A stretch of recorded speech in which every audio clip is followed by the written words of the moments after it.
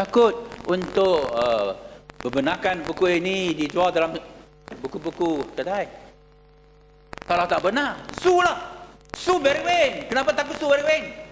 Bukan tanggungjawab kerajaan untuk mempertahankan seorang individu. Sekarang Tun Mahathir seorang individu.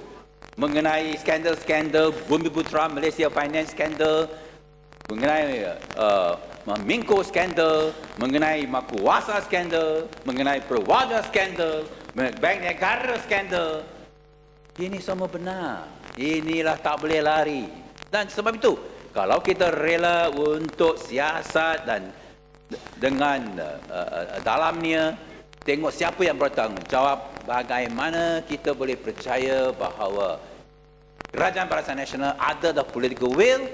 Dulu tak ada, sekarang ada, supaya buat satu transformasi dalam economic transformation program.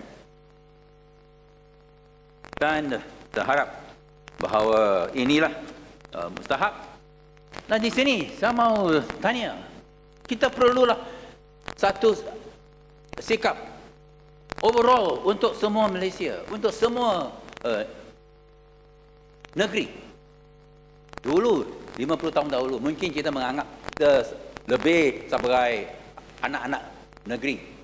More Johorian, more Kelantanis, more Terengganu, atau Pahang, atau Selangorian, atau Perak, atau Negeri Sembilan, Sabah dan Sarawak daripada Malaysian. Itu 50 tahun dahulu. Sekarang kita percaya semua menganggap kita sebagai Malaysian first and our states nationality second.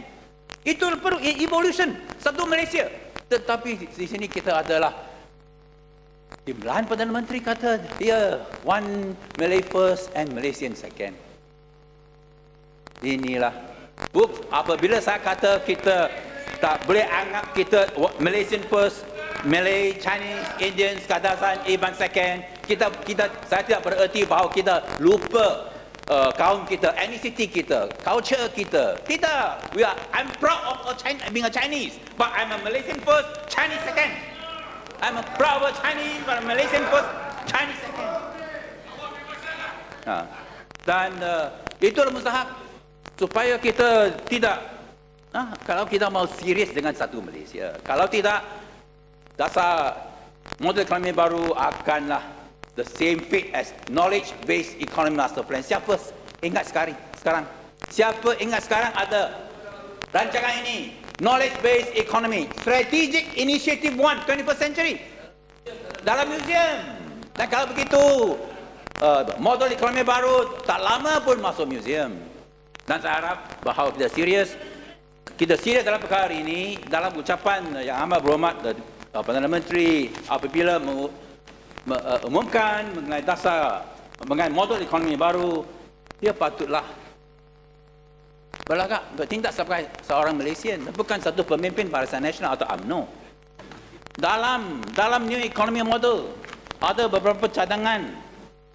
Khasnya kita boleh lihat ini dalam appendix yang ada mengenai infrastruktur untuk model ekonomi baru.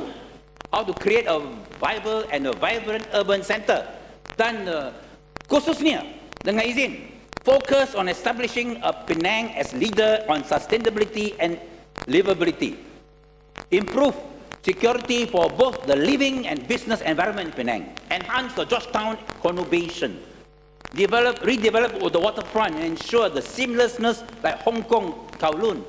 Tetapi semua ditinggalkan oleh yang amat berhormat. Dia ada sebut mengenai Klang Valley, ada mengenai Johor Bahru, tetapi tidak ada Penang yang begitu mustahak. Ini menunjukkan bahawa unfair. Kalau unfair, inilah sikap to cut the nose to spike the face.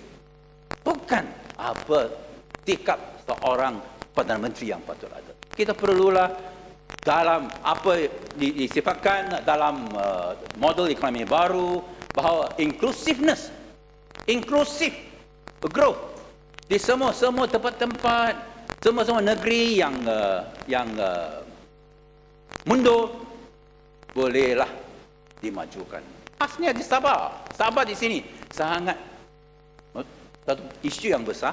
Dan sekurang-kurangnya kalau kita mau memberi rakyat Sabah perasaan mereka sebahagian daripada Malaysia adalah sekurang-kurangnya 5 perkara yang perlu diberi perhatian serta-merta. Yang pertama ialah untuk menyelesaikan masalah illegal immigrants yang sudah melompat daripada 400 penduduk di Sabah, lompat daripada 400,000 sekarang kepada dekat 4 juta. Illegal immigrants dekat 1-2 juta ringgit. Bagaimana Yang Amat Berhormat Perdana Menteri jamin apabila di September lalu akan selesai masalah, sudah dilupa. Ya. Yang kedua, bahawa all royalty untuk Sabah patutlah semacam untuk semua negeri diberi dengan dilayani dengan adil.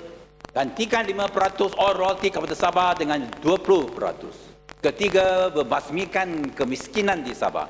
Oleh kerana Barisan Nasional ada buat jaminan bahawa tahun 2020 kemiskinan akan dihapuskan di Sabah. Sekarang sudah 2010. Yang keempat, bahawa infrastruktur yang basic, water, electricity, roads, jalan-jalan dan sekarang broadband patutlah diberi kepada semua rakyat Malaysia. Dan akhirnya bahawa perlulah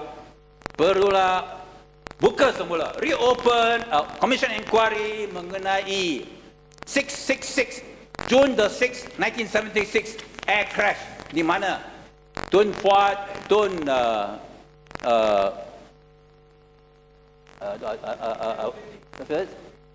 Peter Mojentin dan pemimpin-pemimpin lain adalah dikorban, adalah menjadi isu besar di Sabah sebab sebenarnya berlaku air crash, nomad air crash itu pada 6 hari bulan Jun 1976.